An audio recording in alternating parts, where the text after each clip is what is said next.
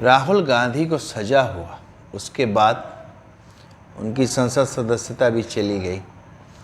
उसके बाद आज वो पहली बार प्रेस के सामने आए और उसी अंदाज में उन्होंने अपना काम चालू किया और एक पत्रकार के सवाल पर उन्होंने जवाब दिया कि मैं माफ़ी नहीं मांगता। और कौन माफ़ी मांगता है वो तो आप जानते हैं, मैं वो नहीं हूँ, मैं ये हूँ।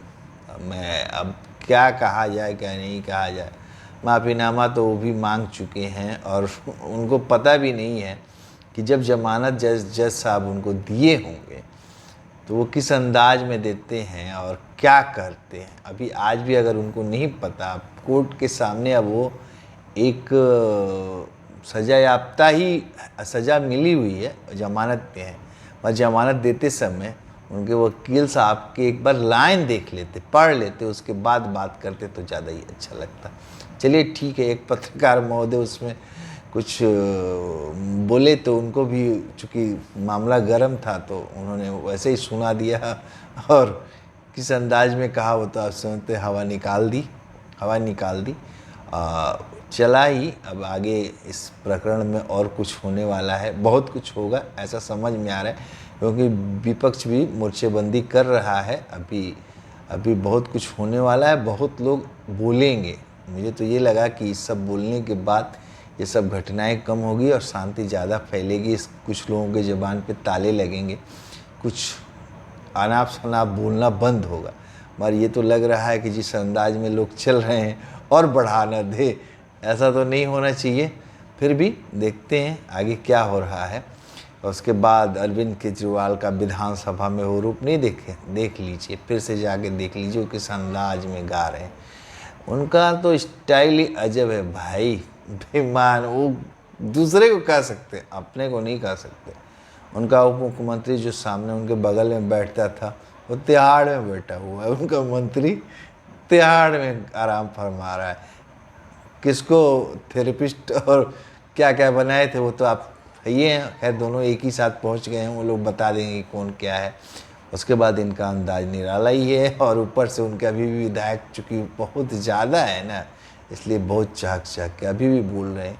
खैर उनके आप मुख्यमंत्री जरूर हैं भाई, कोई उनके पास मंत्रालय नहीं है, बस भाषण देने के लिए विधानसभा में खड़े हो जाते हैं। चूँकि उनका विधानसभा अध्यक्ष है, जैसे भी आता है वैसे अब उसके बाद हाथ हिलाकर जिसको मन में आता है उसको आदेश देते रहते हैं। चलिए उनका तो मामला आज बढ़ गया, मगर विपक्ष में सब परेशानी दूसरे मैटर से है, क्योंकि विपक्ष सब तीसरा मोर्चा चौथा मोर्चा बनाने के चक्कर में थे और अब केंद्र बिंदु में राहुल गांधी जी आ गए। अब राहुल गांधी जी को लेकर ही सारी न्यूज इधर से उधर चल रही हैं और मुझे लगता है कि 5-6 महीने वो न्यूज में बने रहेंगे और अच्छा खासा ही बने रहेंगे, क्योंकि घटनाएं अभी भी त्वरित रूप से चल नहीं रही, अभी घटनाएं बढ़ेंगी। ऐसा घटनाओं होने के बाद समाचार पत्रों में उन्हीं का नाम ज़्यादा आएगा।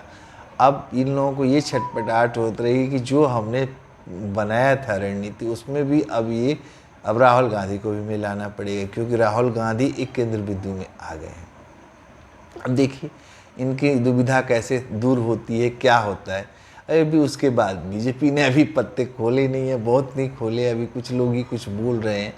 और भी उस प्रधानमंत्री और सब बोलने के बाद कुछ और ही होगा, इसलिए बहुत ज़ोरदार होने वाला है। आगे देखा जाए क्या होता है, जैसी जैसी सूचनाएँ आएंगी वैसे वैसे आगे बढ़ा जाएगा। मगर प्रेस कॉन्फ्रेंस में राहुल गांधी के बाद प्रियंका जी भी थोड़ा गंभीर दिखी, इसका भी ध्यान रखना चाहिए। और विपक्ष के नेता हैं, अब उनके साथ कुछ हुआ है तो थोड़ा सा कुछ न कुछ बढ़ेगा ही, होना चाहिए। राजनीति में हमेशा कुछ न कुछ होते रहे, इससे माहौल बना रहता है।